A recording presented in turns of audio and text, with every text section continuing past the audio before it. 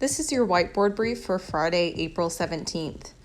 We're going to start with 4 rounds on our strength of kettlebell windmills, 8 each direction, single arm floor press, 10 each side, and single arm push press, 10 each side. You can also use a barbell today for the floor press and push press. If you do, you will do 10 reps total. Today our Metcon is a CrossFit benchmark workout called the Chief. We have 5 rounds of 3-minute AMRAPs of 3 different movements, 3 power cleans, 6 push-ups, 9 air squats. After each 3-minute AMRAP, you will rest 1 minute and then pick up where you left off on the next round. We're gonna finish today with some stretching. I know it's been a long week for most of you guys, so we're gonna run through 1 round of T-spine rotations, scorpions, and child's pose. Feel free to go through 2 to 3 rounds of this if you have time at home today. Okay guys, our strength for today is going to be 4 rounds of kettlebell windmill, 8 on each side, single arm floor press, 10 on each side, and then single arm push press, 10 on each side. Like I said, we have 4 rounds, resting as needed in between. So the kettlebell windmill can be done ideally with a kettlebell. If you guys don't have a weight that you're comfortable using today, we can substitute in a dumbbell, or you can even grab a shoe. So this is a pretty challenging movement, especially if you haven't done it before. It's gonna work a lot of our shoulder stabilizer muscles as well as our core, our obliques. So let me go ahead and demonstrate one and then give you guys some options, because like I said, this is very challenging. So if you guys have a kettlebell that you're comfortable with and that you're able to maintain that arm fully locked out the entire time, go for it. So what we're gonna do is get into like a wide stance. I'm going to clean my kettlebell up to my shoulder. I'll get it above head. Okay, I'm locked out in this position, so my arm's not going to start bending at the elbow. From here, I'm going to actually look up at the kettlebell as I take my other arm, trace down my body.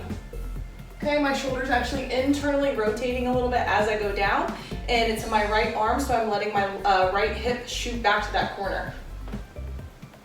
Okay, and I'm just going down as low as I can control that movement. Okay, so I'm not letting my arm bend. I'm not forcing it to stay externally rotated. Like I said, I'm going down nice and gentle, but letting that arm rotate in, okay?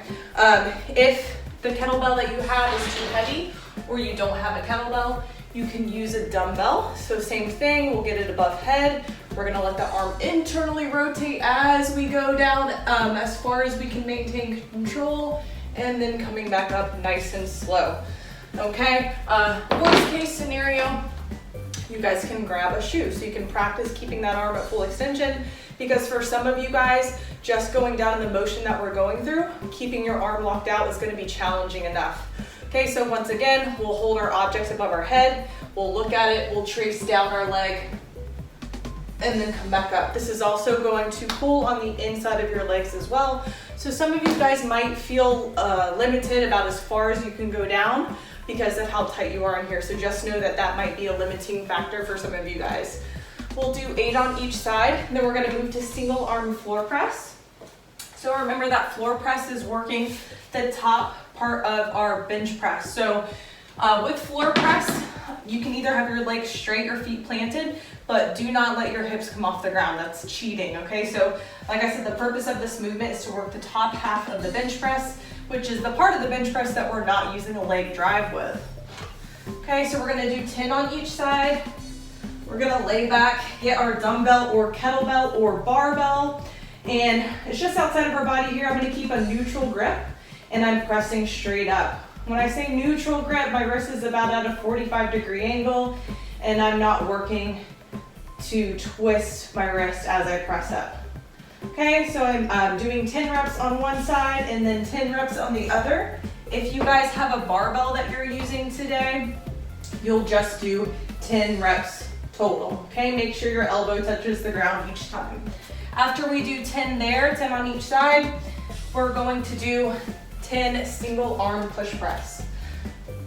Okay, so ideally these are done with dumbbells today because we want to really work the single arm aspect of this. But if you don't have dumbbells, you can of course use a barbell and do a barbell push press. So if you are using a dumbbell or a kettlebell, you're going to create tension in the non-working side. Feet are gonna be about hip width apart, core nice and tight. And remember, a part of this is the vertical dip. So when I dip down, my torso stays vertical. Okay, I'm not letting myself fall forward like that. I lose a lot of power when I do that. So knees are driving out, heels are pressing down into the ground, okay? Creating tension on that other side, dipping and punching up. Okay, landing with my arm at full lockout and by my ear.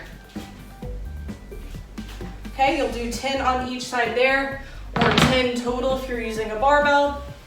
Rest as needed in between, and you guys are gonna go through 4 rounds of that today. Okay guys, today our Metcon is a CrossFit benchmark workout. I know a lot of you guys have done this one before. It's called the Chief. It's a little confusing as far as how the Metcon works today, so pay attention real quick. I'm going to explain how we're gonna do it, and then I'll demo the movement. So it's gonna be 5 rounds of 3-minute AMRAPs, picking up where you left off at the last AMRAP. So when we say 3, 2, 1, go, 3 minutes is gonna be on the clock, and you're gonna start doing an AMRAP of 3 power cleans, 6 push-ups, 9 air squats. You're cycling through that for 3 minutes. So say you get 2 full rounds done and your 3rd push-up in when the clock ends, okay? When the clock ends, you're gonna rest a minute and then you pick back up where you left off. So if I ended at 3 push-ups on the last round, then I do 3 more push-ups, I go to my 9 air squats, then back up to the top. Okay, so the major difference here is you are picking up where you left off and you're not starting the round fresh. Okay, so we're gonna do that for 5 rounds. So 5 rounds of 3 minutes of working time with a 1-minute rest afterwards. That means this workout is gonna take a total of 19 minutes. And like I said, you're picking up where you left off. So make sure you guys have something to write down, keep track of how many rounds you've done. That way you guys have an accurate score at the end of it when we do this again at the gym. Okay, so let's talk about the movements. The movements are power cleans, push-ups, and air squats. So for your power cleans today, you have a few different options. If you guys have a barbell at home, give you just some reminders about the barbell clean. It is a power clean, meaning that it's coming from the ground today and we're catching it in that power position. We're not doing a squat clean. So remember, when you're setting up, make sure you have a nice flat back, shoulder blades are engaged, you're pulling it up, keeping it close to the body, and dropping underneath, and then coming up to full hip extension before you come down for that next round. Okay, if you have dumbbells, a couple options for you guys as well. Remember, top priority is keeping that nice flat back and being able to stay under tension. So if you have to round your back in order for your dumbbells to touch the ground, you will just do a hang clean. But let me show you a power clean so you guys can see what that looks like. Okay, so one end of the dumbbell is on the ground, back is flat, shoulder blades engaged. I'm gonna pull up the body, big shrug, drop underneath, then back down. Okay, if you are not flexible enough to not round your back by touching the ground, you'll go into the hang position, okay? So feet are about hip width apart, chest goes forward, back is nice and flat, shoulder blades engaged. Same thing, big shrug, high pull, drop underneath, okay? If you don't have dumbbells at home, you don't have a barbell, and you just have one kettlebell, I am gonna go ahead and change this to like a kettlebell squat clean, and I'll show you what that looks like. Okay, so basically, you'll get to your same clean stance. You'll do a high pull with the kettlebell, and then you're gonna squat. Okay, you bring it back down, high pull, squat, high pull, squat. Okay, that's the version if you're just working with a kettlebell. Okay, the next movement are push-ups. So we have 6 push-ups at a time to do today. Perfect opportunity for you guys that are working on prescribed push-ups to throw some in. Okay, we're not doing that many at a time, so perfect opportunity to work on those. If you're doing a prescribed push-up today, make sure your chest is touching the ground and you're going up to full lockout at the top. Okay, so we always want full range of motion regardless of what version you're doing. Okay, so I'm gonna start about shoulder width apart, punching up to the shoulder, squeezing my glutes, touching the ground and coming back up. Remember, I can also go on my knees, same concept here, or put a pillow under my chest for some extra support. Remember guys, you can always go to an elevated surface, so finding a bench, the side of a couch, anything like that. You can drop your knees down onto something soft, screwing the hands into the ground, letting the chest touch, and coming back up. Remember, we want to screw everything in, turn on those external rotators. That way our elbows go back at that 45-degree angle instead of winging out to the side. Our last movement is gonna be the air squat. Okay guys, so like we would with any other type of squat, we're gonna grip the ground with our feet, and we're gonna fight to keep our chest up as we squat down, keeping our back in a neutral position and driving our knees out, okay? So let's try and make these air squats look good today. You guys will have 9 at a time. Make sure to score your, or log your scores for this today. It is a benchmark. Okay guys, our finisher today is just going through some mobility, stretching type movements.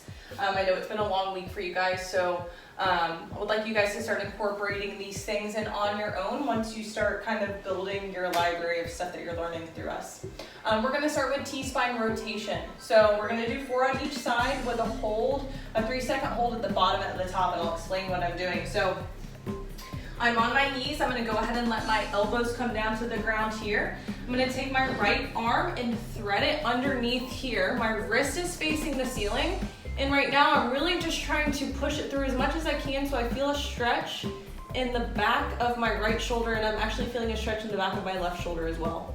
I'm gonna hold here for 3 seconds. Now I'm gonna take that same right hand and I'm gonna reach up towards the ceiling, but I'm trying to keep everything externally rotated so the armpit is facing that opposite wall. I'm squeezing my shoulder blades back and together, and I'm holding for 3 seconds. Okay, then you come back underneath, hold for another 3 seconds, and then up to the top, holding for 3 seconds.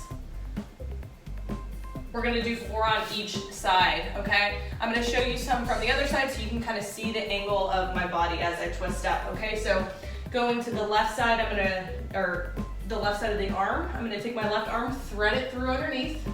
Once again, my wrist is facing the ceiling. I'll hold for 3 seconds. Now I'm gonna reach for the ceiling. Notice how you should be able to see my armpit, and I'm not internally rotating like that, okay? I'm fighting to keep those external rotators on, so my armpit should be facing you guys. I'm really squeezing my shoulder blades down and back, okay? So that's what I want that to look like as you go through it. The next thing we have are gonna be scorpions with our arms at a 90-degree angle, okay? So you're gonna face the ground, but I want your arms to look like this, okay? We have a total of 8 here with, 8 each side, so 16 total, but you're gonna hold each one for 3 seconds. So what that looks like is lying down on the ground. I'm gonna put my arms in that 90-degree angle. I'll start with my right foot. I'm going to twist up as far as I can. Okay, so I'm getting rotation here in my spine, and it's also stretching the front side of my shoulder. Okay, I'm gonna switch sides. Hold this side for 3 seconds, and then I'll go back and forth until you guys have 8 reps on each side. Like I said, that'll be 16 total. And then our last move for today is just the child's pose. You have to kind of stretch everything out. So you guys are gonna get down on your hands and knees. My butt is sitting back on my heels. Now in child's pose, you can either have the arms extended out forward, just kind of letting your head rest in between here. If that feels like too much on your shoulders right now, just bring the arms back to the side. Just let the head relax. And then you guys are focusing on taking nice deep breaths into your belly. And then letting it come out nice and slow. You should feel this stretch pretty much everything, your hips, your back, your shoulders should be opening up in the back, and we're gonna spend about a minute there. You guys can spend longer there if you want, and you can even run through a couple rounds of this finisher if you have time to.